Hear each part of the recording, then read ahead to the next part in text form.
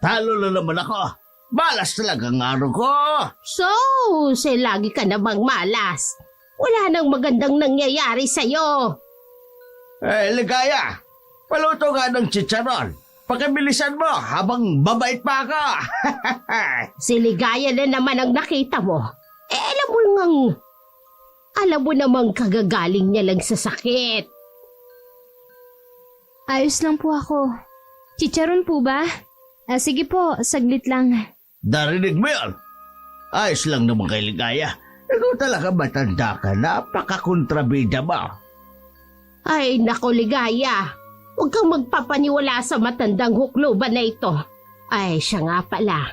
Pwede ba akong makisuyo sa'yo? Oo naman po. Ano po ba yun, Ma? Nakakahiya naman sa'yo eh.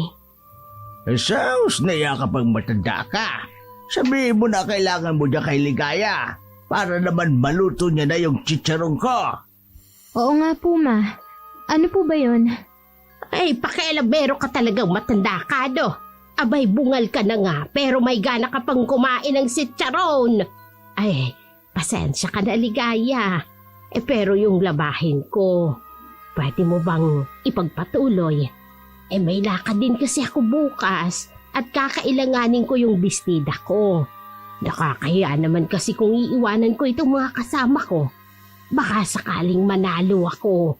Di may pambili tayo ng ulam para mamayang gabi, hindi ba? Ay nako, yun lang naman po pala, Ma. Sige po, wala pong problema. Isasama ko na rin po yung labahin ni Rachel at Papa. Para isahan na lang po. Naku, ang bait mo talaga, Ligaya. Siya, umalis ka na rito. Maglaba ka na doon. Doon sa poso nila Celia. Huwag mong kalilimutan yung chicharon ko, ha? Opo, lulutuin ko po agad.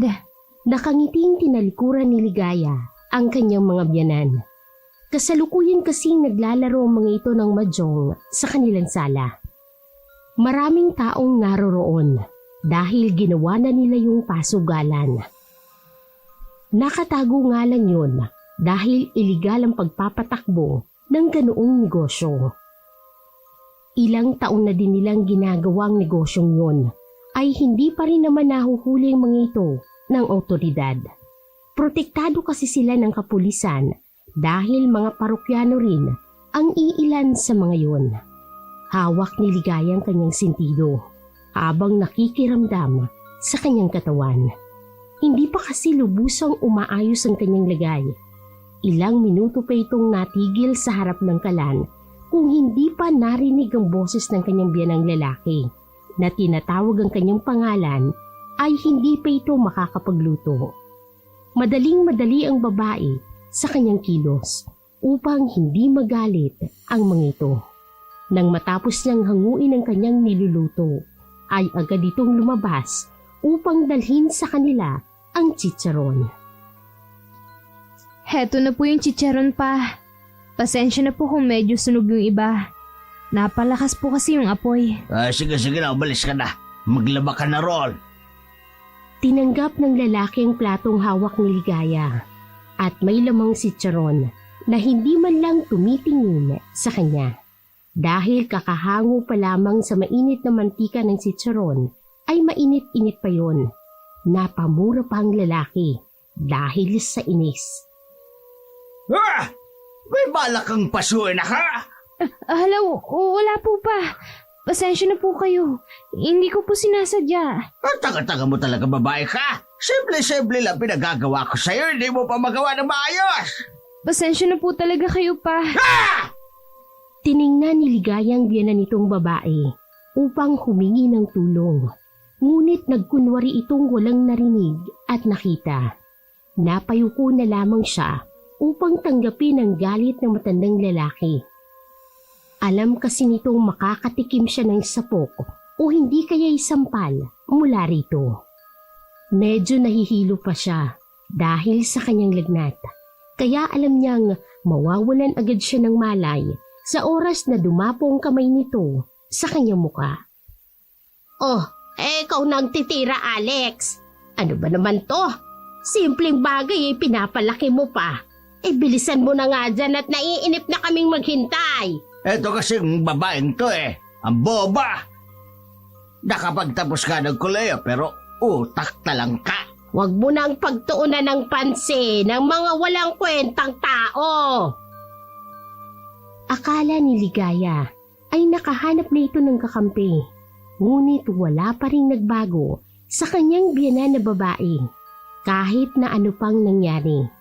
Umalis na lamang ito sa sala upang maglaba ng tambak na labahin ng mag-anak. Pinagbawalan siya ng mga ito na gamitin ang washing machine na naroroon. Dahil magastos daw sa kuryente, maging ang tubig sa gripo ay hindi pinalampas ng mga ito, kung kaya't mano-mano niyang binibitbit ang mga labahan sa poso ng kanilang kapitbahay na si Aling Celia. Ilang beses pa itong bumalik sa kanilang bahay para hakutin ang natitirang labahin na nakatambak sa kusina. Nakaramdam na naman ito ng pagkahilo, kung kaya't napaupo siya sa damuhan habang bitbit ang pinakahuling pangkat ng labahin. Mainit ang panahon ng araw na yon na nagpapadagdag ng hilo sa kanya. Nakaramdam siya ng isang kamay na umalalay sa kanya sa pagtayo. Ayos ka lang, ne. Bakit dito ka naglalaba? Naputulan ba kayo ng tubig? Carlos, ikaw pala. Nagtitipid kasi kami ng kuryente. Kaya dito na muna ako sa poso nyo. Magandang ehersisyo din kasi ang paglalaba. Ang dami namang labahin mo. Sa'yo ba lahat yan? Ay, tapos na akong maglaba ng damit ko kahapon. Nakiusap kasi si mama na labahan ko muna yung mga damit niya. Abala kasi siya ngayon eh. Ganun ba? Pumasok ka dun sa may lilim. Doon ka maglaba. Ang init dito sa damuhan eh. Sige, alis na ako ah. May date kasi ako ngayon. Matamis na ngumiti sa kanya si Carlos. Naging kaklase niya ito sa kolehiyo. Ngunit mas maganda ang buhay ng lalaki kaysa sa kanya. Wala pang asawang lalaki. Ngunit marami itong naging nobya. Likas kasi nahabulin ito kahit noon pa man. Ang kanyang asawang si Ricky ay kabaliktaran nito. Tahimik kasi ang lalaki at hindi gaanong mahilig makipag-usap sa mga babae.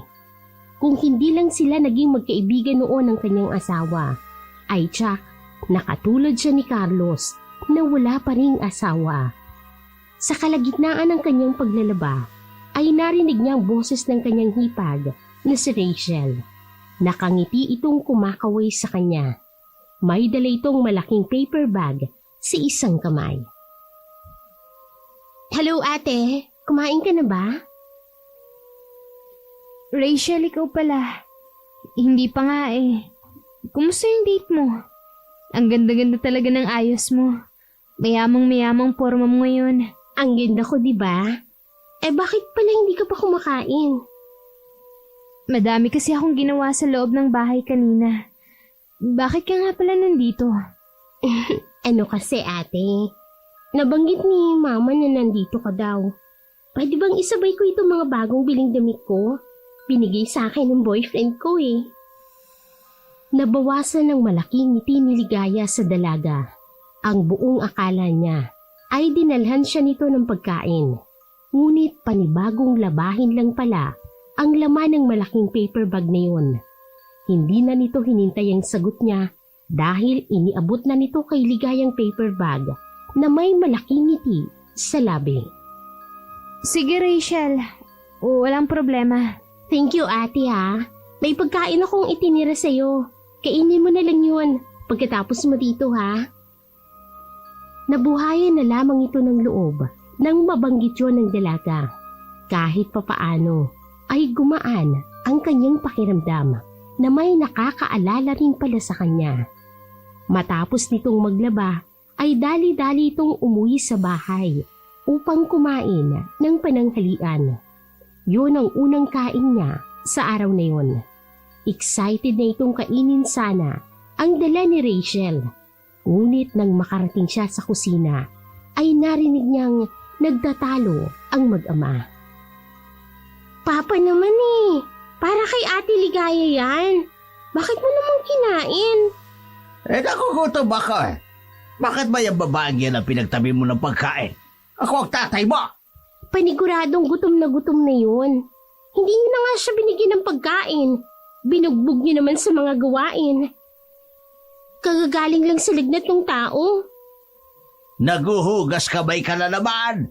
O di ba't inutusan mo rin siyang labhan ang mga damit mo?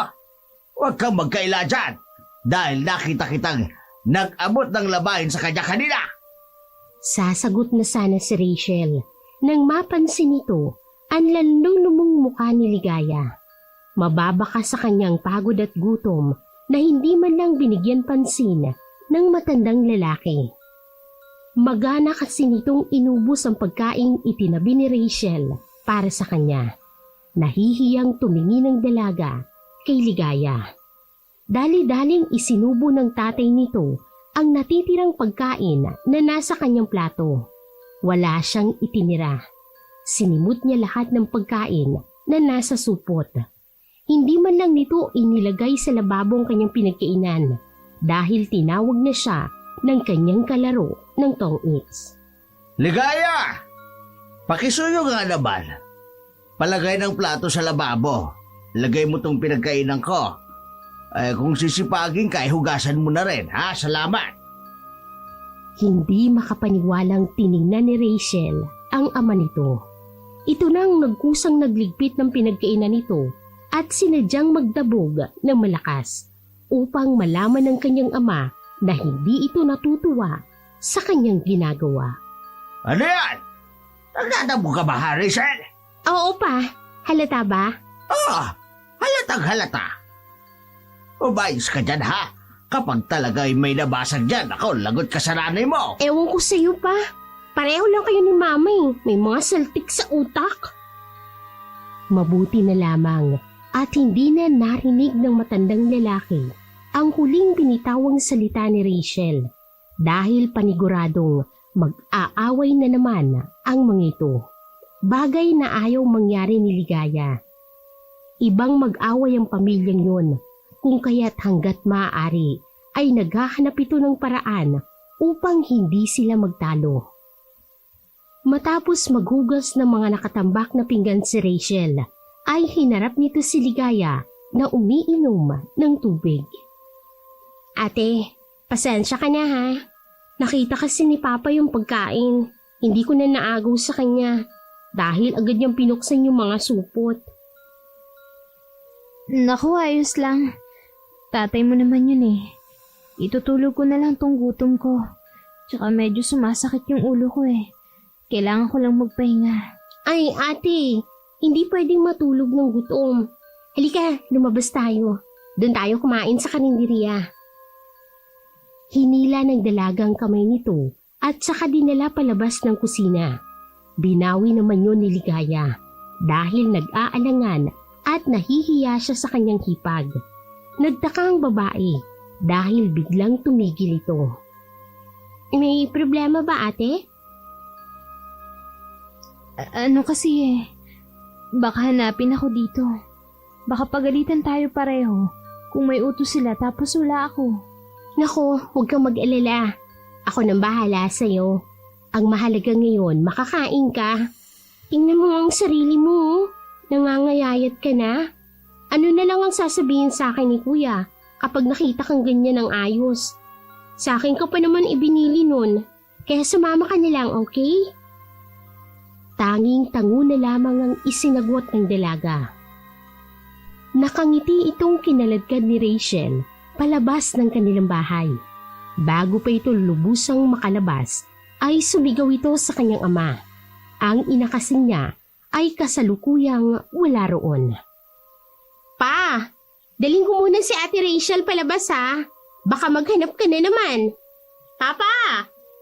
Ay, sige, storbo. Kayo Manong Jude ha? Narinig nung nagpaalam ako. Kayo ang saksi. Napakamot na lamang ng ulo ang isa sa mga lalaking kasama ng kanyang ama. Tumango na lamang ito sa kanya dahil namumroblema ito sa kanyang baraha. Paano ba na may sunod-sunod na ang talo nito? Umalis na lamang ito sa kapumara ng tricycle na dumaan. dinala si Ligaya ng kanyang hipag sa isang kilalang restaurant sa kanilang lugar. May kamahalan yun, ngunit parang wala lamang yung kay Rachel ang mga presyo dahil marami itong inorder para sa kanila. Masaya itong nagkwento sa nangyari sa araw na yon na kasama ang boyfriend nito. Hindi niya kilalang lalaking ikinikwento niya dahil hindi naman niya yun dinadala sa kanilang bahay. Maging ang mukha nito ay hindi pa niya nakikita sa litrato. Hindi na lamang niya kinulit ang babae dahil baka magalit pa ito sa kanya. Hinayaan na lamang niyang kusang magkwento ito sa kanya. Tsaka, alam mo ba ate, dinala niya ako sa bahay nila. Hindi sila mayaman ha. Sobrang yaman nila. Hindi lang yun, ang babait pa ng mga magulang niya.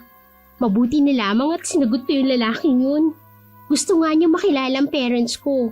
Kaso sinabi ko na lang sa kanya, nasa ibang bansa sila nagbabakasyon. Hindi ba siya nagpupumilit? Paano ka pala nakauwi? Hinatid ka ba niya sa bahay? No ate, baka makita pa niya nila mama eh. Hindi ako proud sa mga magulang kong sugarol. Napakatino ng buhay nila. Samantalang ako eto lang. Nagpahatid na lang ako dun sa bahay ng kaibigan ko. 2 kanto lang naman yung layo nun sa bahay. Pumara na ako ng tricycle para magpahatid sa bahay kanina. Yung dala kong pagkain, bigay yun ng mama niya. May intindihan niya naman ata yung sitwasyon natin sa bahay. Kung mahal ka niya, matatanggap niya lahat ng kung anong meron ka. Dahil gano'n naman ang pag-ibig, hindi ba? Ate, makinig ka sa akin, okay? Kung ikaw natanggap mo si kuya dahil mahal mo siya, ibahin mo naman ako. Ang boyfriend ko mayaman. Kahit sinong babae, kayang patulan yon dahil sa pera niya. Ganda nga lang ang meron ako eh. Wala akong ibang maibibigay sa kanya, maliban sa sarili ko. Ang point ko lang dito, hindi natin sigurado kung matatanggap yung estado ko sa buhay. Hindi ko pwedeng i-rest yun, ate. Gets mo na? Tumango na lamang ito para matapos na ang diskusyon nila. May ugali kasi si Rachel na hindi nagpapatalo, maliman o tama ang kanyang punto. Mabuti naman at nagkakaintindihan tayo, ate. Hindi pwedeng mawala sa buhay kong lalaking yun dahil yun ang mag-aahon sa akin sa kahirapan. Kung pwedeng magpabuntis ako sa kanya para lang matali siya sa akin, magpapabuntis ako. Sigurado ka ba dyan, Rachel? Ang hirap magkaroon ng anak. Malaking responsibilidad yan. Madali lang naman yan eh. Madali lang paikuti ng lalaki, lalo na't magandang babae. Kilala naman ako ng mga magulang niya. Ang daling magpaawa. Napalagok ng tubig si Ligaya sa sinabi ng dalaga. Nakangiti ito habang kinakain ng salad na inorder niya. Hindi niya kagaya mga magulang niya dahil mas malala pa ito sa kanila. Alam na nito ang ugali ng dalaga. Mabait siyang kaibigan, ngunit demonyong ugali nito kung magiging kaaway. Ginagawa ni Ligayang lahat upang hindi mapasama sa dalaga. Siya lamang ang kakampi nito sa loob ng pamamahay na yun, kaya ayaw niyang mawala pa ito sa kanya. Tapos na itong mag-aral sa kolehiyo, ngunit hindi man lang nito napakinabangan ang kanyang pinag-aralan dahil hindi ito nag-apply ng trabaho. Dakilang tambay ito sa kanilang pamamahay. Ang tanging pinagkakaabalahan lamang niya ay ang magpaganda. Minsan ay kinuha siyang modelo ng mga damit o di kaya'y mga alak, kaya nagkakaroon ito ng pinagkukuhaan ng pera. Kung hindi sa pagmomodelo, ay sa mga lalaki naman siya humihingi para may pambili ng mga luho niya. Alam ni Ligaya ito dahil sinabi yun ng dalaga sa kanya. Si Kuya Carlos yun ate, diba? Nilingon niya ang gawi kung saan naroroon ang tinuturo ni Rachel. Sinundan niya yun ng tingin. Tama nga ito dahil si Carlos yun na may inaalalayang magandang babae. Kakapasok lang nila sa loob ng restaurant na yun. Hindi sila napansin ng lalaki dahil tuloy-tuloy lamang ang pagpasok nito habang hawak ang kamay ng babae. Umupo sila sa isang bakanting mesa habang masayang nag-uusap. Sayang si Kuya Carlos, ano? Paano namang sayang? Gwapo naman siya at may sariling negosyo. Wala siyang sabit. Kaya bagay na bagay sila ng babaeng kasama niya. Ew! Wala ka talagang taste sa lalaki. May intindihan ko pa kung pinatulan mo ang kuya ko dahil gwapo siya. Tingnan mo nga mabuti si Kuya Carlos. Tiningnan niyang mabuti ang lalaki, gaya ng sinabi nito. Moreno ito, ngunit bagay na bagay yun sa kanyang pisikal na katangian. Matangos ang ilong nito at saka may mapupungay na mga mata. Ang kanyang panga naman ay perpektong pagkakahulma. Napakunot si Ligaya dahil wala siyang makitang mali sa lalaki. Nakita niyang napapairap na lamang si Rachel. Nang makita niyang reaksyon ng mukha ni Ligaya.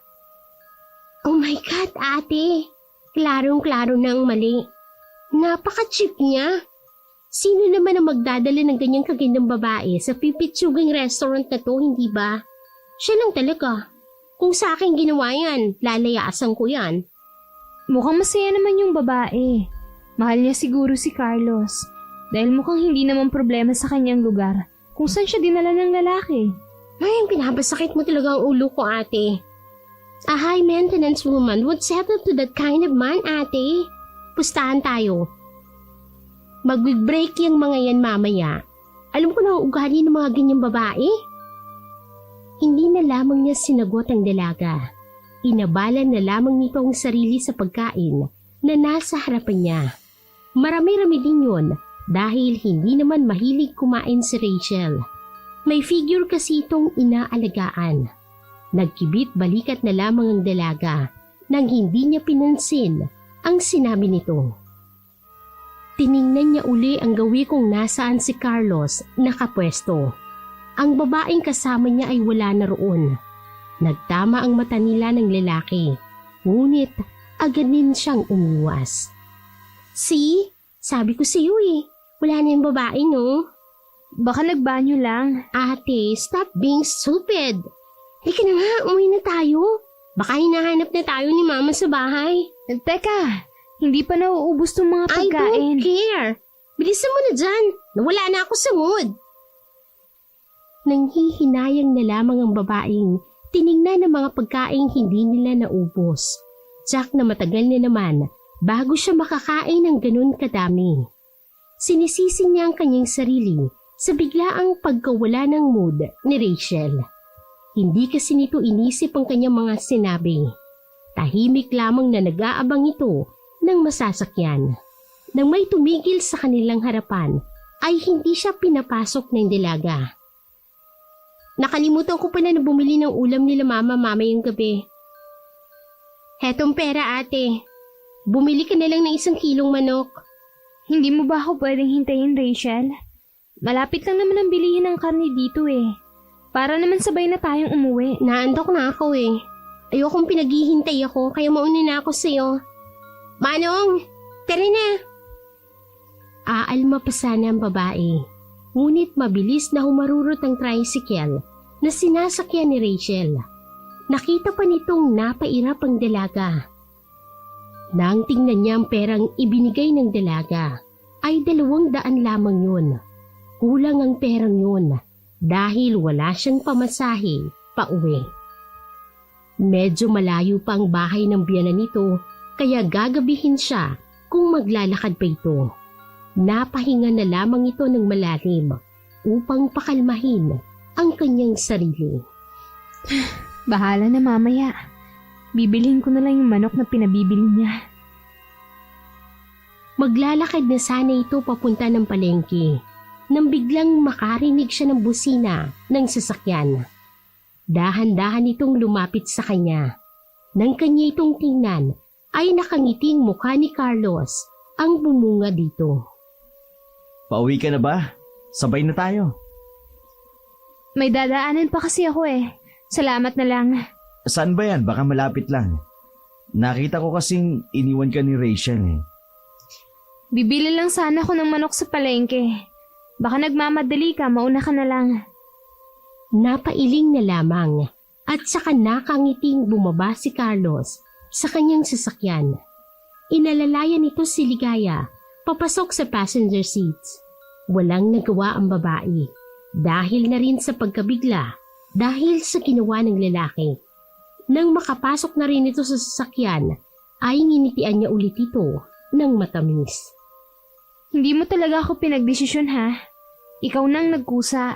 Naiya ka pa sa akin. Parang wala tayong pinagsamahan nung college tayo.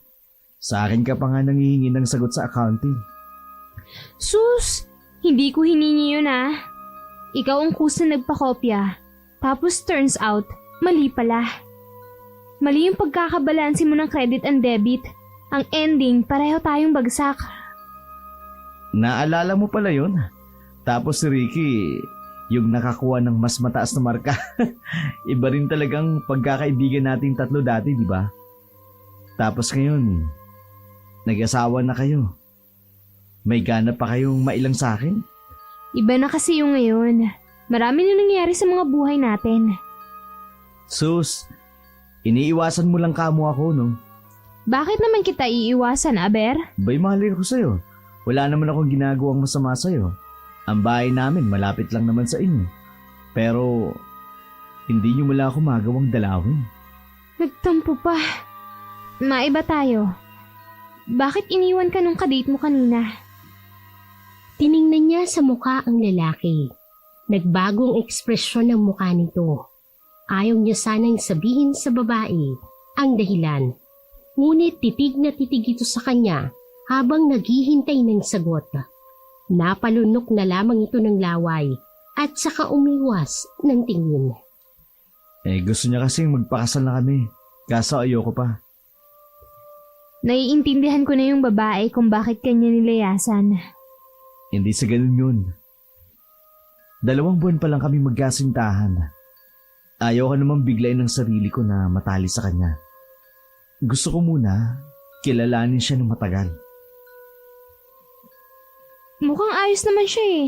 Maganda siya, makinis, at sexy. Hindi lang yan. Masyado siyang magastos. First date pa lang namin, marami na siyang ipinabibili sa akin. Kaya ekis ka agad siya sa akin. Kaya ko naman siyempre magbigay pero ayokong basta-basta na lang siyang hihingi. Basta magulo. Nandito na pala tayo. Bibili na lang din ako ng ulam sa bahay para bukas. Tumango-tango na lamang ang babae. Medyo taliwa sa sinabi ni Rachel ang dahilan kung bakit umalis ang babaeng kasama niya. Sila kasi ni Ricky noong magkasintahan pa ang mga ito ay simple lang ang kanilang naging relasyon. Masaya sila pareho na kumakain ng kwek-kwek at isaw sa isang tabi habang kahati niya ito sa isang basong palamig. Hindi mahilig sa material na bagay si Ligaya. Ang mahalaga sa kanya ay makasama niya si Ricky. Matalino ang lalaki. Alam niyang may mararating ito sa buhay, kung kaya't sinuportahan niyang lahat ng mga plano nito. Nagkaroon siya ng negosyong bigasan at saka feeds sa mga hayop. Naging maswerte naman sila doon, kaya nagdesisyon silang magpakasal nang magkaroon ng ipon. Ang mga magulang ni Ligaya ay tutol sa pagpapakasal niya sa lalaki, ngunit matigas ang ulo nito. Sinuway niya ang kanyang mga magulang. Nagpakasal sila ng palihim, saka nagpatayo ng bahay. Yun ang tinitirhan nila ngayon kasama ang mga magulang ng lalaki. Nalubog kasi mga ito sa utang, kung kaya't nakiusap silang makitira muna doon pansamantala. Ang pansamantalang yun ay inabot ng ilang taon hanggang sa sila nang naghari-harian sa loob ng kanilang pamamahay. Bumalik siya sa kasalukuyan nang ibigay ni Carlos ang 1 kilo ng manok sa kanya. Eton sa'yo. 1 kilo bang bibili mo? Oo. Heto ang bayad ko. Itabi mo na yan. Libre ko na sa'yo yan. Pakabusog ka mamaya nangangayayat ka na. Ano na lang sasabihin ni paring Ricky kapag nakita kanyang ganyan? Hindi na tinanggap ng lalaking perang pilit na ibinibigay nito sa kanya. Nagpasalamat na lamang ang babae rito. Marami pa silang pinag-usapan ng lalaki habang pauwi ang mga ito. Tungkol lamang yun sa buhay nila noong nasa kolehiyo sila hanggang sa hindi na sila nakarinig ng balita sa isa't isa. Malaki ang ngiti ng babae na tinatanaw na paalis na sasakyan ni Carlos. Sa kanyang grocery store kasi nito iginagarahe ang kanyang sasakyan na hindi naman kalayuan sa mismong bahay nito.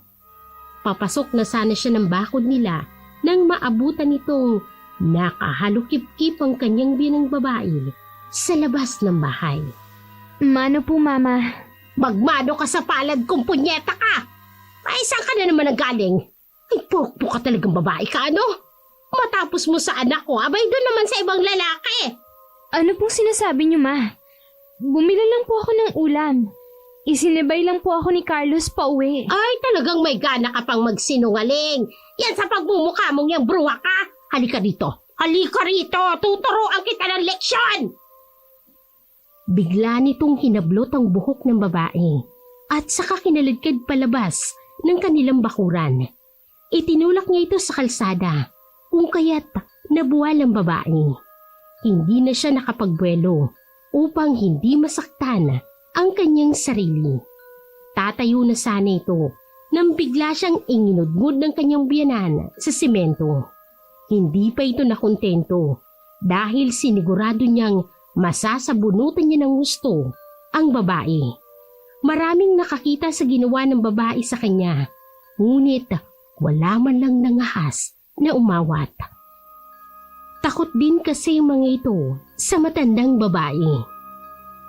Halika rito, babae ko! Ano po, Ma? Anong tama na? Hindi! Hindi ako titigil hanggat hindi ka ta nakakagmumulat ng babae ko! Tumigil na po kayo! Punyeta ka, babae ka! Matapos mamatay ng anak ko dahil sa'yo, basta-basta mo na lang ipagpapalit sa iba! Abay, gago ako lang, gaga ka! Wala po ako nilalanden! Huwag ka na magpaliwanag! Dahil puro kasinungalingan lang naman yung lumalabas sa bunganga mo na malantig babae ka! Dahil maliit at medyo payat si Ligaya, ay hindi ito makatakas sa pagkakadagan ng kanyang biyanan. Ang tanging ginagawa na lamang nito ay yakapin ang sarili at ipagdasal na makawala siya sa malupit na kamay ng kanyang biyanang si Amelia. Naramdaman na lamang nito na biglang gumaan ang kanyang pakiramdam. Nabuwal sa isang tabi si Amelia. Itinulak siya ng kanyang anak na si Rachel. Hingal na hingal nitong tinitingnan ang kanyang ina, maging siya. Ma, tama na. Nakakahiya Maraming tao. Baka masira pang pangalan ko sa pagmumodelo eh. Kahit sarili lamang nitong kanyang iniisip, ay lihim siyang nagpasalamat sa babae. Tiningnan din ni Amelia ang paligid at doon niya napagtantong napasobra siya sa kanyang ginawa. Taas no itong naglakad papasok ng bahay habang dala ang supot na naglalaman ng manok na binili ni Ligaya. Oh, ay ano pag tinitingin-tingin nyo dyan? Tapos na ang palabas. Paniguradong marami kayong ichichismis niyan. O ano, ayos ba ha? Alis na! Sininghala nito ang mga taong naroroon. Mabilis na lamang ang pagkalat ng balita sa kanilang lugar. Kaya paniguradong kinabukasan ay pagtitinginan sila ng mga taong naroon. Hinarap na naman siya ng matandang babae sa kasinipat. Ikaw namang babae ka. Tumayo ka na dyan! Hindi iyong kalsada kaya huwag kang humiga dyan. Pumasok ka sa loob dahil hindi pa tayo tapos. Agad na tumalima ang babae. Ayaw niya nang dagdagan ng galit nito. nakayuko siyang pumasok sa loob ng kanilang bahay. Ang ilan namang natitirang nagsusugal ay napailing na lamang habang tumatawa. Kinakantsawan nitong kanyang biyanang si Alex na wala man lang ginawa upang awatin sa galit ang asawa. Sinabihan pa siya ng mga ito na Andres Disaya dahil natatakot ito sa kanyang asawa. Si Raulo pala eh. Paano pag sa akin nagalit yan? Di damay tayong lahat dito. Yaan mo na yan si Ligaya. Wala namang mabuting ginagawa yan dito sa bahay. Hindi ko alam kung bakit nandito pa yan. Hindi sila nito napansin na nakapasok na sa kanilang bahay. Kaya tuloy-tuloy pa rin ang kantsawan at pag-uusap ng mga ito. Sinasabihan pa siya ng isa na kung wala si Ligaya ay walang maglalaban ng kanilang mga damit na siya namang sinigondahan ng isa na wala ring magluluto ng sitsaron niya. Napuno ng halakakan ng mesa kung nasaan sila. Nilapitan niya ang kanyang asawa saka sinapok ng malakas. Ano ba? Abata, O ano ha? Ano? Papalag ka rin? ano ba ginagawa ko sa'yo, sweetheart, ha? Bakit pati ako nadamay sa init ang ulo mo? Magluto ka na, punyeta! Etong manok, lutuin mo! Ano gagawin ko sa lamog na yung manok na ito? Ipanabog mo putya naman Dagdag ka pa talagang hinayupak ka Wala na nga talagang natitirang matino sa bahay na to! Napakamot na lamang ng ulo ang matandang lalaki dahil na rin sa pambabara ng kanyang asawa. Tiningnan niya ang babae na namumulang pisngi at magulong buhok. Iniabot niya sana ang supot upang utusan itong magluto nang tawagin ito ni Amelia sa kanyang kwarto. Napalunok na lamang ito ng malalim dahil sa kaba. Dahan-dahan niyang binuksan ang kwarto nito. Naabutan niyang nagbibihis ang matandang babae. Umupo ka riyan, mabilis lang ako. Inilibot nito ang kanyang paningin sa master's bedroom. Yun ang dating kwarto nila ng kanyang asawa. Simula noong namatay siya dahil sa aksidente, ay nakiusap ang mga biyenan nito na sila na muna ang gagamit ng kwartong yun habang hindi pa siya nakaka-move on sa pagkamatay ng kanyang asawa.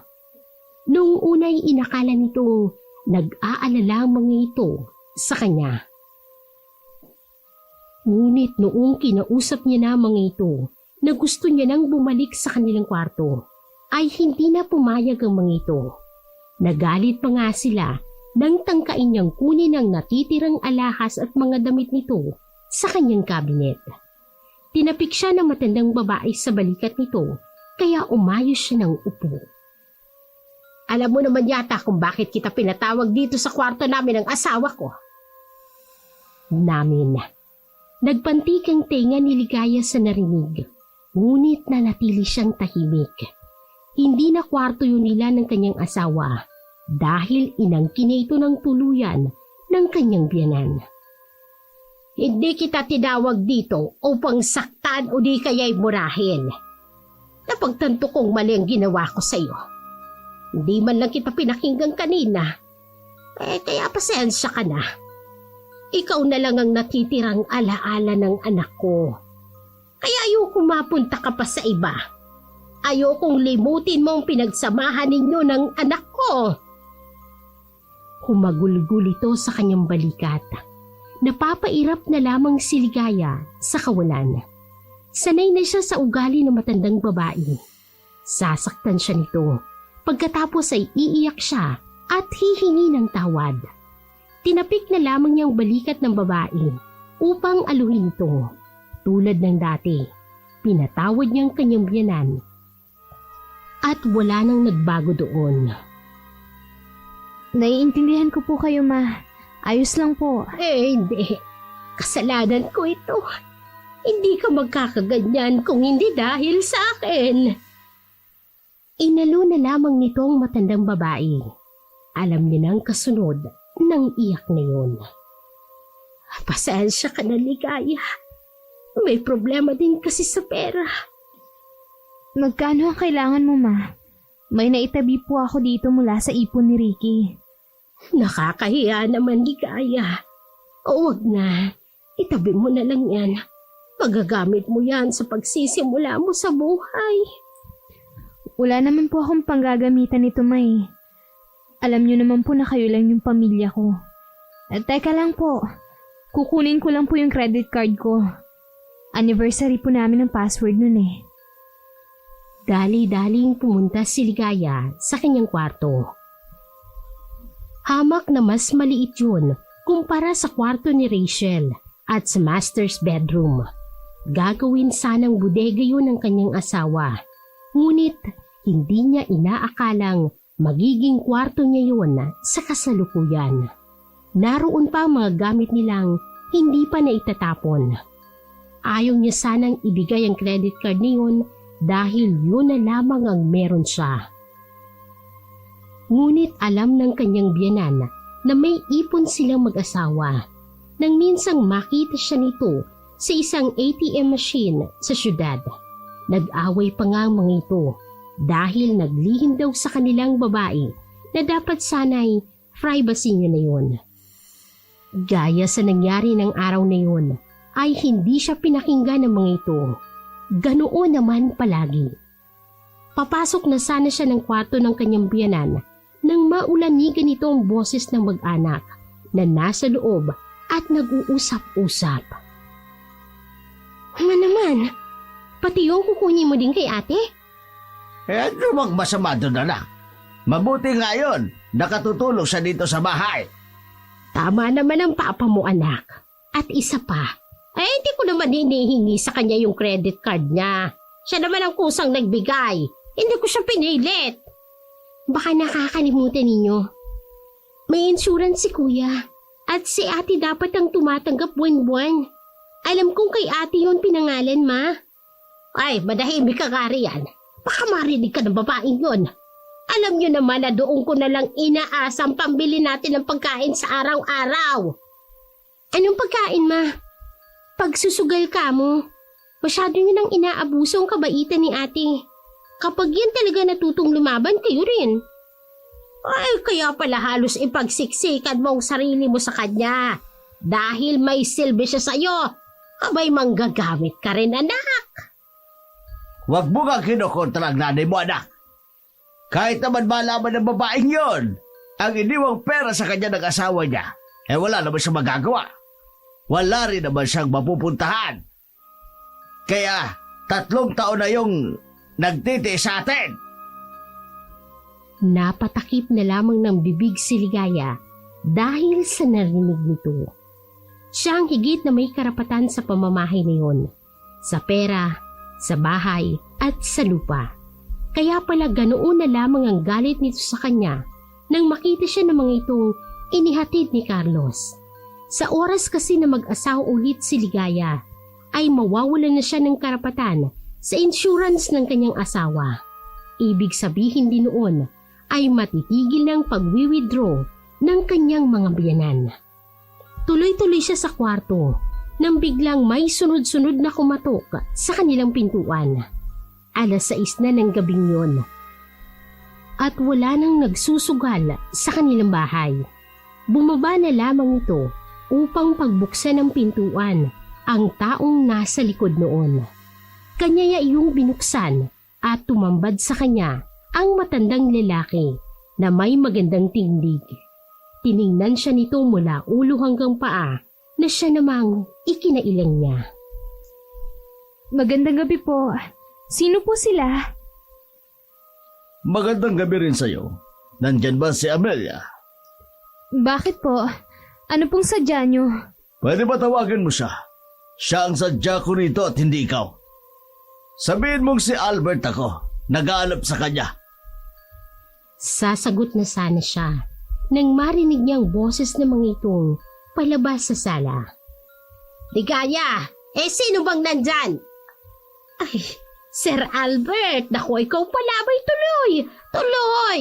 Naku naman, bakit hindi mo pinapasok ang bisita natin, Ligaya? Itinulak niya si Ligaya sa gilid upang papasukin ang kanilang bisita. Hindi niya pa nakita ang lalaking yun. Ngunit kung asikasuhin siya ng mga ito, ay napakahalaga niya. Maging ang mga mata ni Rachel ay kumikislap pagkakita nito sa lalaki. Ay, tulungan mo nga ako dito.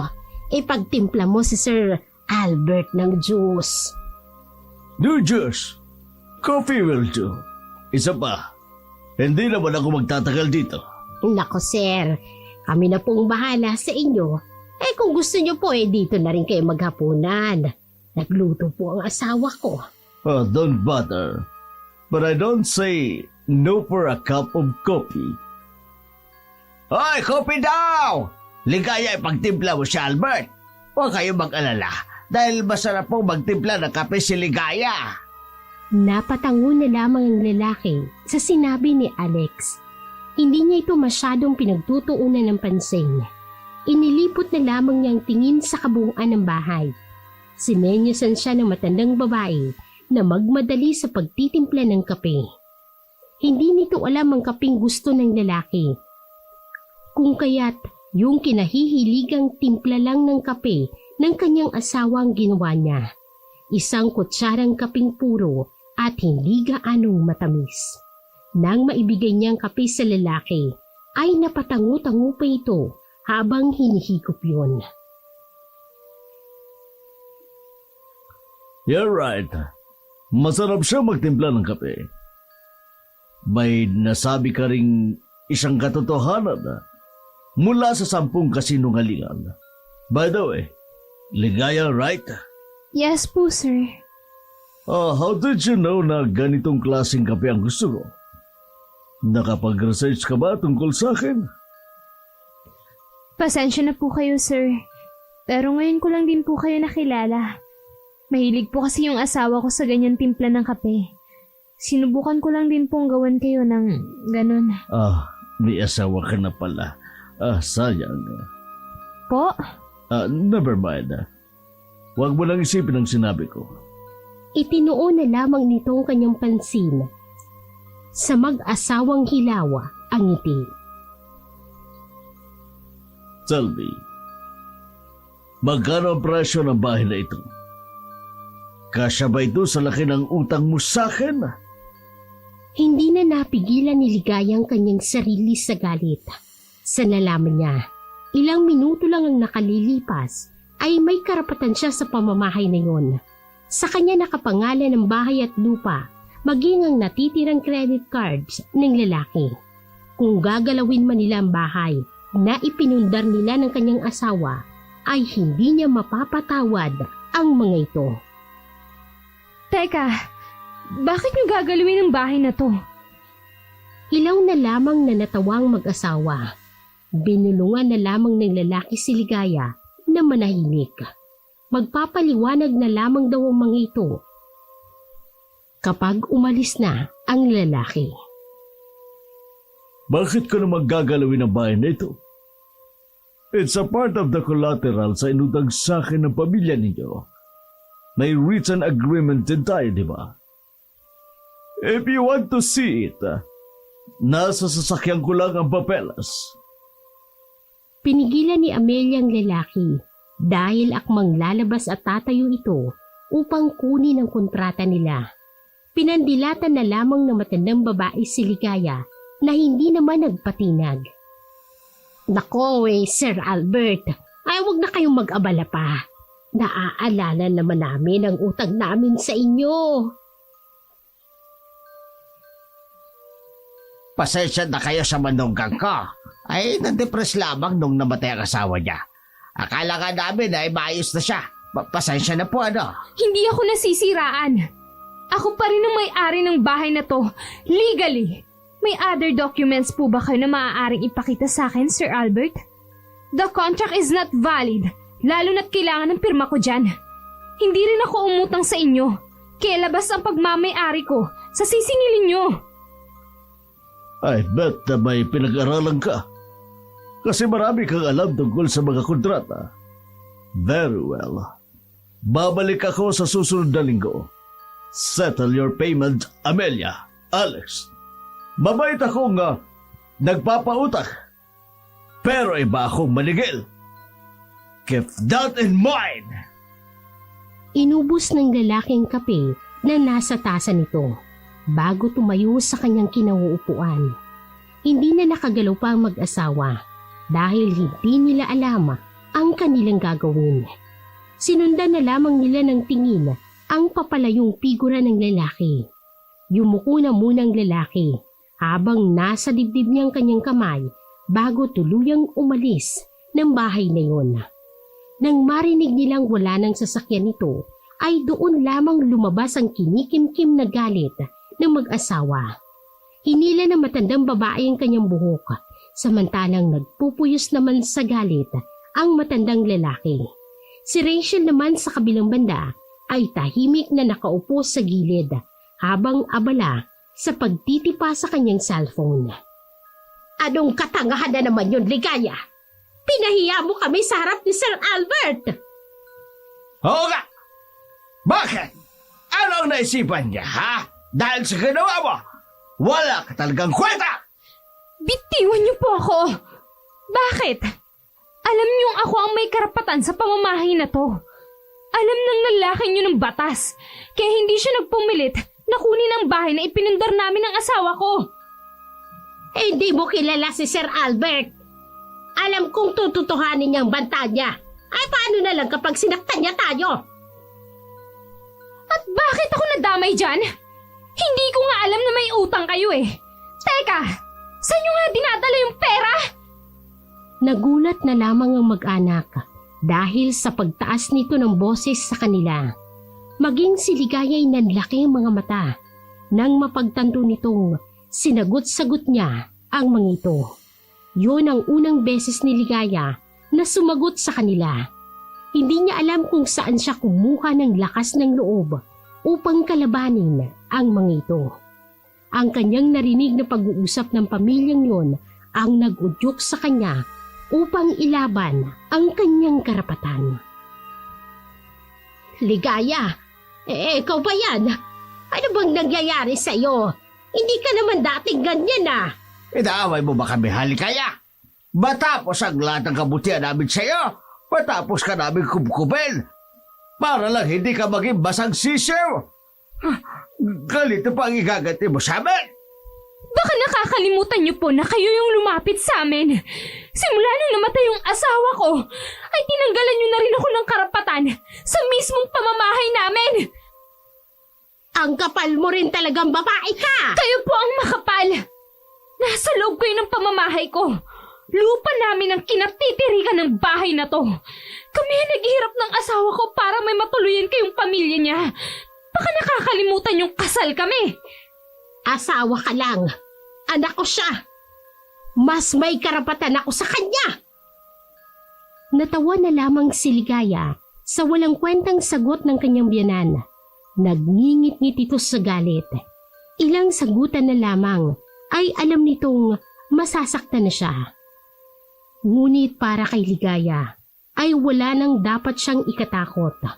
Handa na ito sa anumang kahihinatnan ng ginawa niyang desisyon. Sasagot na sana ito nang mabingi sila sa ingay ng upuang maingay na itinulak sa marmol. Si Rachel ang may pakana ng ingay na yon. Tiningnan siya ng mga ito ng matalim. Doon na lamang nito napagtanto na seryosong nangyayari. Ano namang problema niyo sa akin? Wala naman akong sinasabi. Ewan ko nga sa inyo. Makapasok na nga. Nagmartsa na itong pumasok sa loob ng kanyang kwarto. Saka padabog na isinarado ang pintuan. Sinundan na lamang yun ang tingin ni Ligaya, kung kaya't hindi niya napansin ang paglapit ng mag-asawa sa kanya. Hinila ng matandang babae ang buhok ni Ligaya. Samantalang ang lalaki naman ay hinila ang damit nito upang mapaupo sa isang silya. Nagpupumiglas si Ligaya sa mariing paghawak ng mga ito, ngunit hindi siya makawala. Ano ba? Bitiwan niyo nga ako! Tulong! Mga kapitbahay, tulungan niyo ako! Malakas na sinampal ng matandang lalaki ang mukha ni Ligaya na siyang dahilan ng pagkahilo nito. Nandilim ang kanyang paningin sa lakas ng sampal na yun. Manahimik ang babae ka! Bubusalan ko talaga yung bunganga mo! Makisama ka na lang sa amin, gaya ng dati. Tatawagan ko si Sir Albert upang ayusin ang kontrata. Pipirma ka doon para hindi ka masaktan. Kahit patayin niyo pa ako, hindi niyo na ako magagamit. Pweh! Dinuraan nito ang mukha ni Amelia na siyang ikinagalit nito. Dahil sa galit, sinampal niya ng ilang beses ang magkabilang pisngi ni Ligaya. Hindi pa ito nakontento dahil hindi siya pumayag nang walang mahihilang buhok mula sa anit nito. Naluha sa sakit si Ligaya. Hindi siya makapaniwala sa malupit na kamay ng babaeng kaharap niya. Matapos nitong pagsawaan ng buhok nito, ay pinatayo siya, saka sinikmuraan ng matandang lalaki. Hindi siya umiyak o nagpakita ng kahinaan sa dalawa, kaya mas lalong nagalit ang mga ito. Sila na lamang ang napagod sa pananakit at salitang pangbubugbog ng mga ito. Walang naramdamang sakit ng katawan si Ligaya. Ang mas nanaig sa kanya ay ang pagkamuhi sa pamilya ng kanyang asawa. Galit na galit siya sa mga ito, ngunit wala naman siyang magawa para gantihan sila. Naramdaman na lamang ni Ligaya na binuhat siya ng matandang lalaki papasok ng kanyang kwarto. Malakas siya nitong ibinagsak sa kama. Tinadyakan pa siya nito bago umalis sa kwarto. Narinig niya ang kalansing ng susi at kandado sa labas ng silid na yun. Napangiti na lamang ng mapait ang babae. Nang dahil sa pagiging ganid sa pera ng pamilyang yon, ay sinaktan siya ng mga ito at ikinulong sa loob ng kwarto. Hindi na malaya ni Ligaya na nakatulog na pala siya. Nagising na lamang siya sa kalagitnaan ng gabi nang may maramdaman itong malamig na bagay na dumapo sa kanyang balat. Dahan-dahan niyang iminulat ang kanyang mata at doon niya naaninag ang babaeng pinupunasan ng yelo ang kanyang buong katawan. Hindi nito napansin na nagising na siya kung kaya't tinawag siya ni Ligaya. Anong ginagawa mo rito? Baka saktan ka nila dahil tinutulungan mo ako. Ipinagpatuloy lamang ng babae ang ginagawa nito. Nahiga na lamang si Ligaya habang tinitingala ang kisame. Alam mo bang kahit na-istrikto yung mga magulang ko, hindi nila nagawang pagbuhatan ako ng kamay. Istrikto si Daddy, pero akong prinsesa sa loob ng bahay namin. Ang gusto niya lamang nun ay makapagtapos ako ng pag-aaral at makahanap ng matinong lalaki na kaya akong buhayin. Mabait ang kuya mo. Kagaya mo siya. Tahimik lang. Ngunit ramdam mo ang pag-aalaga at pag-aalala niya. Kaya nga minahal ko siya ng todo eh. Maayos naman kami nung una. Kami yata ang dahilan kung bakit nasira ang buhay mo. Bakit hindi ka nalang tumakas sa lugar na to, ate? Bakit hindi ka nalang umuwi sa inyo? Alam kong maayos niyo pa ng pamilya niyo. Pero itong pamilya na to, hindi na. Hindi na tao ang mga magulang ko, ate. Mga demonyo na sila. Eto na lang yung alaalang meron ako ng kuya mo. Nangako rin kasi ako sa kanya na aalagaan ko ang pamilya niya. Nakakapagod din pala, no? Ano pang silbi ng alaalang yun? Kung isa ka na ring alaala. Tama na, ate. Tumakas ka na. Hindi, Rachel. Ilalaban ko ang karapatan ko bilang asawa ng kuya mo. Hindi ako titigil hanggat hindi ko na ipapasa kamay yun. Itinigil na lamang nito ang pagpupunas sa kanyang katawan. Maingat at dahan-dahang iniligpit ng dalaga ang ginamit niyang bimbo at ang palangganang may tubig. Tahimik itong lumabas ng kanyang kwarto. Gawin mo kung anong sa tingin mo magpapagaan ng loob mo. Siguraduhin mo lang na hindi ka na masasaktan ulit kagaya nito, ate. Tumatak kay Ligaya ang salitang yon. ilang araw din siyang ikinulong ng kanyang mga biyanan sa loob ng silid na yun. Hindi siya pinapakain ng mga ito dahil parusa daw yun sa kanya dahil sa pagsagot-sagot niya sa mga ito. Mabuti na lamang at itinago niyang mabuti ang credit card na naglalaman ng ipon nilang mag-asawa. Walang nakita ang mga yon nang minsang maghalughog sila sa mga gamit niya ng madaling araw. Kahit medyo masama ang ugali ng kanyang hipag na si Rachel, ay hindi siya nito pinapabayaan. Lagi siya nitong dinadalhan ng pagkain kapag tulog na ang mga magulang. Nagtaka nga ang mga ito nang minsang bisitahin siya ng biyanan dahil hindi pa raw ito nanghihina. Sa ilang araw niyang nasa loob ng kwarto ay wala siyang balita kung ano nang nangyayari sa labas ng kanilang bahay. Hindi rin problema sa kanya ang palikuran dahil lahat ng kwarto sa kanilang bahay ay pinagawa nila ng sariling banyo. Isang araw, hinayaan na siyang lumabas ng mga ito. Nabigla ito sa kanyang dinatnan dahil kaunti na lamang ang gamit na naroroon sa sala. Ang naipundar nila ni Ricky ng mga sofa ay wala na rin. Tanging plastic na monoblock na lamang ang naroroon. Wala na rin kasing ikwinento si Rachel sa kanya. Anong nangyayari dito? Nasaan ang mga sopa? Yung mga mesa? Pati na rin yung TV! Saan nyo dinala? Napaismid na lamang si Amelia na dumaan sa kanyang harapan habang may daladalang si Charon. Ma! Nasaan yung mga gamit ng bahay? Ay, bakit ako tatanungin mo? Siyempre! Kung hindi nyo ako kinulong, ay malalaman ko. Saan nyo dinala yung mga gamit? Wala na! Ipinambayad na namin ang utang doon kay Sir Albert. Bakit nyo pinakialaman? Pinaghirapan nyo ng anak nyo eh! Ay, kung ibinigay mo sana sa akin yung ATM ng anak ko, di sana mangyayari to. Abay, kasalanan mo din yun. Diyos ko naman, Ma! Wala kaming kinalaman dyan sa pagkakautang nyo. Bakit naman sa amin nyo ipinapasa yung pambayad niyan? Inilapag niyang si Charon sa harap ng asawa nito. Inilayo niya si Ligaya sa sala dahil na rin sa maraming nakikinig sa usapan nilang dalawa. Alam mo ba ang ginawa ni Sir Albert noong wala kaming ipinambayad sa kanya? Ay, hindi kasi nandoon ka sa kwarto.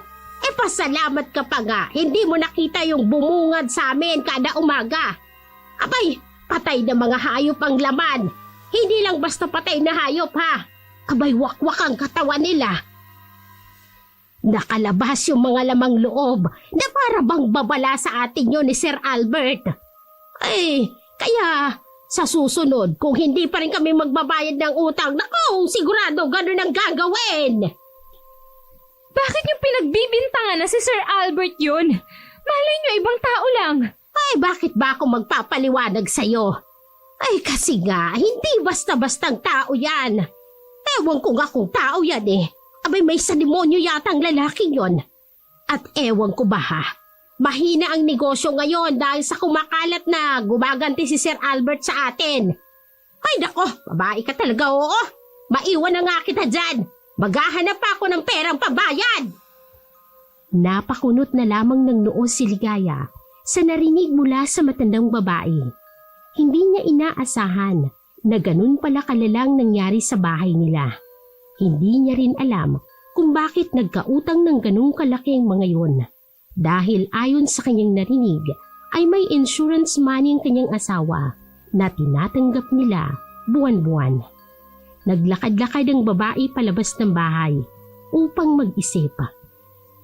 Magkasalubong ang kanyang kilay dahil na rin sa lalim ng iniisip nito. Namalaya na lamang nito na may sumasabay sa paglalakad niya. Nang tingnan niya ito ay ang nakangiting mukha ni Carlos ang bumungad sa kanya. Kada kita na lamang niya sa lalaki ay lagi itong nakangiti. Ilang linggo rin niya rin hindi nakita ito. Kaya nginitian niya ito pabalik. Ligayang pangalan mo pero ang lungkot-lungkot mo. Kumusta ka na? Hindi kita nakita nitong nakaraan. Ang balita ko, binugbog ka raw ni Aling Amelia. Tinanong ko si Rachel kung nasaan ka. Pero hindi niya sinabi. Buti na lang nakita uli kita. Uy, alam mo ba yung bagong bukas na kainan dyan sa kanto? Samahan mo nga ako. Natawa na lamang si Ligaya sa sunod-sunod na sinabi nito. Hindi man lang siya binigyan ng lalaki ng pagkakataon na makapagsalita. Libre mo ba? Kung libre mo yan, sige, sasama ko. Sus, yun lang pala eh. Masaya niyang sinamahan si Carlos papunta roon. Maraming kwento sa kanyang lalaki habang kumakain sila. Hindi napigilan ni Ligaya na tanungin ang binata tungkol kay Albert. Kilala mo si Sir Albert, hindi ba? Sir Albert? Yung mayamang negosyante na may pautang? Oo naman. Alam mo sa totoo lang, ayoko sa taong yan. May kung anong aura niya na hindi ko gusto. Bakit mo nga pala naitanong? Kasi naubos na yung mga appliances namin sa bahay. Maging kagamitan. Dahil ipinambayad daw sa utang nila mama. Hindi kasi ako pumayag na ipambayad nila yung bahay. Saan naman kami pupulutin kung pati yun mawala sa amin? Alam mo naman siguro na pinaghirapan namin ni Ricky yun. Ibinaba ng lalaking kanyang kubyertos, saka seryosong tumingin sa kanya. Dapat kasi hindi na sila nangungutang sa lalaking yun.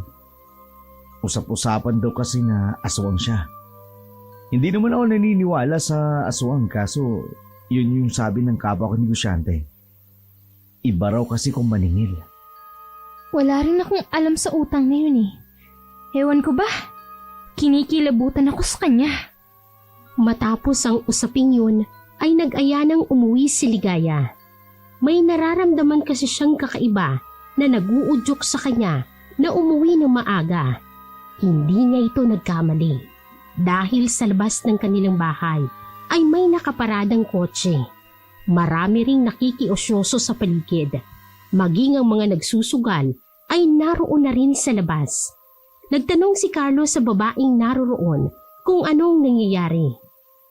Ang tanging sagot lamang nito ay bigla na lamang pumasok ang mga tauhan ni Sir Albert upang kunin si Rachel. Dali-daling pumasok si Ligaya sa bahay na yun kahit na pinipigilan siya ni Carlos.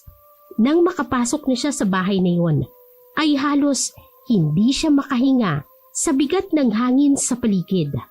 Naabutan niyang nakaluhod si Amelia na umiiyak sa harapan ng lalaki. Samantalang si Alex naman ay walang malay at duguan sa isang tabi. Si Rachel naman ay walang malay na buhat-buhat ng isa sa mga tauhan nito. Anong nangyayari dito? Ligaya, tulungan mo kami. Hindi nila pwedeng kunin si Rachel. Siya na lang ang natitira naming anak. Ayokong pati siya'y mawala sa akin. Nakikiusap ako, Ligaya. Yumakap ito sa kanya habang umiiyak. Nilapitan din ito ang matandang lalaki habang nakaluhod. Sir Albert, kunin niyo na lang po ang lahat na meron kami. Pakawalan niyo na po si Rachel. Nakikiusap po ako sa inyo, sir. Prenting nakaupo ang lalaki habang humihigop ng kape. Makikita sa mukha nito na tuwang-tuwa siya sa kanyang nakikita. May usapan tayo, Amelia. Pumerma kayo. Hindi ako nagkulang na ipaalala sa inyo na basahin niyo mabuti ang kasulatan doon. Masyado kayong nasilaw sa pera. Hindi ko nakasalanan ang kakulangan ninyo. Ano po bang gagawin niyo kay Rachel? Tsaka magkano po ba yung utang nila? Baka kaya ko naman pong bayaran yun. 10 milyon. Namilog ang mga mata ni Ligaya sa kanyang narinig. Wala siyang ganoong kalaking pera. Ang bahay at lupa na meron siya ay nasa 3 milyon na lamang ang halaga. Ang credit card naman nito ay hindi rin aabot. Masyadong malaki ang utang nila Amelia. May pagtatanong sa kanyang muka na tiningnan niya ito. Ngunit tahimik lang itong nakayuko. Pwede po bang bigyan niyo kami ng palugit? Maghahanap po kami ng perang ipambabayad sa inyo. Pasensya na. Pero masyado nang mahaba naman ang 2 taong palugit na ibinigay ko sa kanila. Masyado na ako mabait para gawin yon. Para gawing asawa si Rachel. Hindi ako pumapayag, Sir Albert. Alam namin ang nangyayari sa mga nagiging asawa nyo. Lahat sila'y nawawala. Isa na lang si Rachel. Alam mo may tama ka dyan. Kaya itong si Ligaya ay dadalhin ko rin. Sige, papayag ako. Hindi inaasahan ng lalaki ang agarang pagpayag nito. Maging ang kanyang biyanan ay tila nabuhayan sa kanyang narinig. Ibig bang sabihin nito, Ligaya? Makikipagpalit ka sa posisyon ng anak ko? Ay, kunin niyo na po siya, sir. Magiging maayos na asawa yan sa inyo. Huwag lang ho ang anak ko, kaya... Pinutol na ng lalaki ang gusto pa sanang sabihin nito. Tumayo na lamang siya sa katinalikuran ng babae. Hindi ba yata narinig ang sinabi ko? Ang sabi ko'y dadaling ko rin si Ligaya. Kulang na kulang pa sa isang utang ni Diyos sa akin. Inalalayan ng lalaki si Ligaya. Tahimik lamang na sumunod dito sa kanya. Naroon pa rin ang mga taong nakikiusyoso sa kanila. Maging si Carlos ay may pag-aalalang sinundan siya ng tingin. Pumasok na lamang si Ligaya sa sasakyan. Malayo ang nilakbay nila papunta sa mansyon ng lalaki. Totoong mayaman ito dahil sa laki ng bahay niya. Nang makababa siya, ay nakahanay ng mga katulong nito sa labas ng bahay upang batiin sila. Magaganda ang mga yon, ngunit may takot sa mga mata nito. Tuloy-tuloy na pumasok ang lalaki sa loob ng mansyon. Doon na lamang nagising si Rachel. Naguguluhan itong tumingin sa kanya. Ngunit hinawakan na lamang nitong kanyang kamay para sabihin ayos lang ang lahat. Simula sa araw na ito, asawa ko na ang 2 babaeng ito. Kaya kung paano ninyo ko tratuhin, ganun din ang gawin nyo sa kanila. Maliwanag. Sabay-sabay namang sumagot ang mga ito na para bang robot silang kontrolado. Binalingan sila ng lalaki matapos nang makuha ang sagot na gusto niya. Kaya naman bilang asawa ko, susundin nyo ang lahat ng gusto ko. Wala nang tanong-tanong. Kung anong sabihin ko, siya ninyong gagawin. Paano ang asawa kita? Asawa namin? Hindi ako ganun ka-cheap para magpa-asawa ng walang kasal, no? Total, nandito na rin naman tayo. Bakit hindi ko na lubos-lubusin ang kamalasan ng buhay ko, hindi ba? Kung yan ang kailangan mo, pagbibigyan kita. Bukas sa bukas din magpapakasal tayo sa hardin. Ikaw ba, Ligaya? Gusto mo bang ikasal sa akin?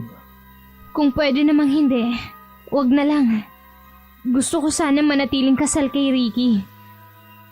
Hindi naman nagpumilit ang matandang lalaki. Naging maayos ang paninirahan nila sa lugar na yun. Kahit na minsan ay hindi gaanong umuuwi ang lalaki. Pabor naman yun sa kanila. Idinaos ang kasal ni na Rachel at Albert sa hardin ng mansyon. Walang gaanong taong pumunta. Maging ang mga magulang ni Rachel ay hindi inimbitahan ng lalaki. Tanging mga katulong at bodyguards lamang ang saksi sa pag-iisang dibdib ng dalawa. Pagkatapos ng seremonyas na iyon, ay agad na umalis ang lalaki dahil abala ito sa kanyang mga negosyo. Nakakainis talaga. Sa mismong araw ng kasal namin, aalis siya? Bakit mo naman kasi sineryoso ang kasal-kasalang ito? Kita mo na mga mayordoma lang yung nagkasal sa inyo. Mukhang napipilitan pa nga umattend yung mga kasambahay . Sa lahat ng karelasyon ko, iba yung pag-aalaga niya sa akin. Ngayon lang talaga ako nakaranas ng ganitong trato mula sa lalaki. At asawa ko pa, ha? Natawa na lamang si Ligaya sa pagiging seryoso ni Rachel sa kasal na yun. Ilang araw ding hindi bumalik ang matandang lalaki buhat nang ikasal siya. naisipan nitong magtanong-tanong sa mga katulong na naroroon. Sa pagtatanong-tanong niya, ay iilang kasambahay ang naroroon ay nalaman niyang walang formal na kasal ang lalaki sa mga nagiging asawa nito. Hindi rin naman kasi nagtatagal ang mga yun sa kanya dahil ayon na rin sa iilang katulong ay tinatakasan siya ng mga ito o hindi kaya'y bigla na lamang nawawala. May kailangan ka ba, Ligaya? Sa akin mo na itanong dahil ako ang mas nakakaalam ng lugar na ito. Matapang niyang hinarap ang lalaki. Ang mga katulong naman na nakausap niya ay mabilis na lumabas sa kusina. Narinig ko kasing nawawala mga nagiging asawa mo. Gusto kong magtanong sa mga kasambahay mo, pero tikom ang bibig nila. Kasinungalingan yun dahil ang totoo ay marami siyang nalaman tungkol sa buhay ng lalaki. Hindi niya alam kung bakit sinabi yun sa kanya ng mga katulong. Gayong mapanganib ang buhay nila sa oras na kumalat yun. Hindi sila makontento sa lahat ng ibinibigay kong karangyaan sa kanila. Hindi ko na problema ang bagay na yan. Dahil mabilis akong nakakahanap ng babaeng gusto ko. Hindi nito sinagot ang tanong niya tungkol sa pagkawala ng mga ito. Kung kaya't hindi na siya nagpumilit pang magtanong. Kada gabi ay napapansin niyang madalas itong lumalabas ng walang suot na damit pang itaas. Nasabi na sa kanya ng mga katulong na ganoon ang ginagawa ng lalaki dahil naghahanap siya ng makakain. Tanging ligaw na hayop lamang daw ang kinakain nito. Ngunit minsan ay may mga babaeng hindi sumusunod sa mga gusto niya. Yun raw ay mga anak na babae na may mga utang sa kanya na hindi nababayaran.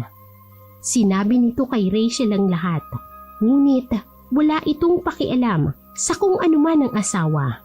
Ang gusto lamang nito ay ang atensyon niya. Isang gabi, nang minsang lumabas na naman ang lalaki ng mansyon, ay walang pag-aatubiling sinundan nito sa gubat ang lalaki. Mariing pinigilan siya ni Ligaya. Nahihibang ka na ba? Asong ang lalaking yan. Hindi habang buhay magiging mabait siya sa'yo. Hindi mo man lang ba naisip na kahit anumang oras, pwede tayong lapain ng lalaking yan? Hindi siya pinakinggan nito. Tuloy siyang sumunod sa kung saan patungo ang lalaki. Tinawag niya ito ng ilang beses, ngunit parang bingi ang babae. Biglang may tumakip sa bunganga nito. Hinila siya ng taong yun sa isang gilid, kung saan hindi sila makikita agad. Nanlaki ang kanyang mga mata nang makita niya si Carlos. Sininyasan siya nito na manahimik. Anong ginagawa mo rito? Umalis na tayo rito. Hindi ligtas ang lugar na ito. Patay na si Aling Amelia at si Mang Alex. Paano nangyari yun? May nakakita raw na pinasok ng aswang ang bahay nila. Wala na ang mga lamang loob ng katawan ng biyanan mo. Hindi lang yan. Noong lumabas daw ng bahay nyo, nag-anyong tao ito.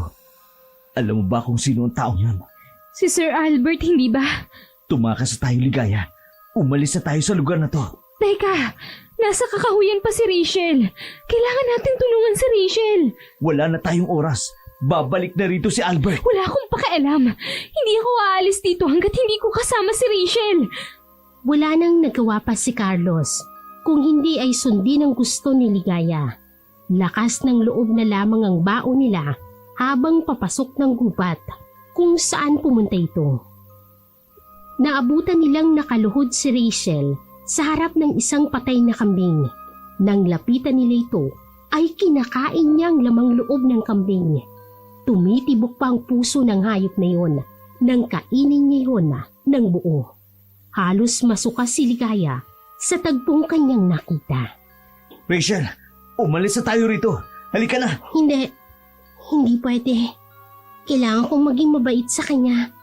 Kailangan kong sundin ang lahat ng gusto niya para hindi niya kami masaktan. Tama na. Wala na ang mga magulang mo. Pinatay sila ng lalaking yun. Hindi totoo yan.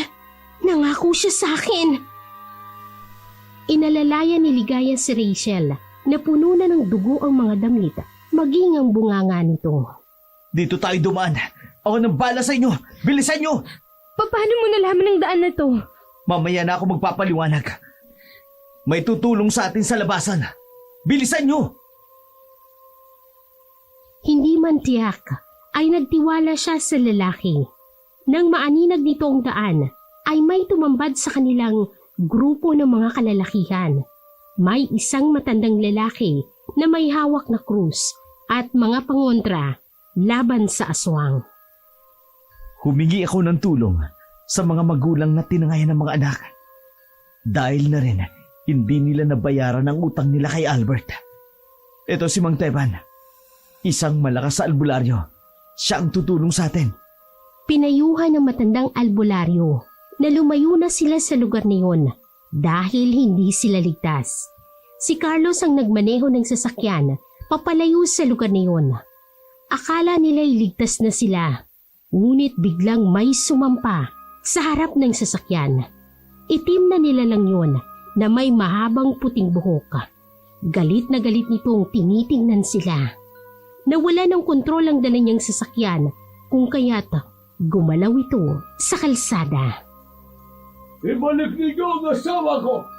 Ibalik niyo sila! Malas, nasundan niya tayo. Humawa kayo ng mahigpit. Ako nang bahala. Ilang sandali pa ay nakaramdam sila na gumaan ng sasakyan. Nahulog na pala ang aswang na yun at nang lingunin ni Ligaya sa likuran ng sasakyan, nakita ni Ligaya na naroroon ang albularyo maging ang mga kalalakihan na galit na hinarap si Albert. Hindi na tiningnan pa ni Ligaya ang sunod na ginawa ng mga tao. Tahimik nilang binaybay ang daan patungo sa bahay ni Carlos. Ilang linggo ang makalipas nang mangyari yun. Napatay ng albularyo si Albert. Napag-alamang pinatay niya ang kanyang mga naging asawa. Si Rachel ay dinala sa rehab dahil na-trauma ito sa nangyari. Nailibing ng katawan ng kanyang mga biyanan. Samantalang siya naman ay kasalukuyang nililigawan ni Carlos. Sa dami ng mga nangyari sa kanya, ay alam niyang maiintindihan siya ng kanyang asawang si Ricky. Nabubuksan niyang muli ang kanyang puso upang magmahal.